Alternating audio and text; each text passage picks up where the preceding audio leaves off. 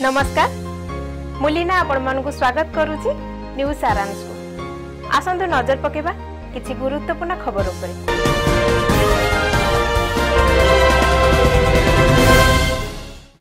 दुर्जन भत्रा बयस 11 चतुर्थ श्रेणीर छात्र पिता चितर भत्रा ग्राम झरीगुड़ा जिला नवरंगपुर।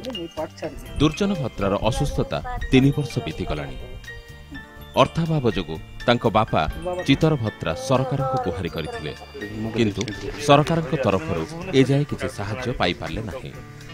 अनेक सरकारी और राजनैतिक सहायतार आशा देखाई परिशेष रे निराश हेतिले।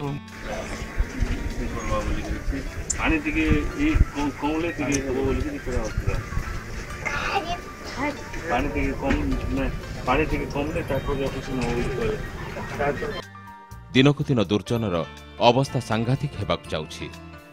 राज्य परिवहन मंत्री श्रीजुक्त रमेश चंद्र माझी झरीगुड़ा ग्राम को जाई दुर्जन सहित साक्षात करने सहित कटक बड़ मेडिकल नेबा पाई परामर्श दैछन्ति एवं रोगीर समस्त खर्च बहन करने पाई आश्वासन दैछन्ति बोली आम झरीगां प्रतिनिधि रवि किरण जणाइछन्ति।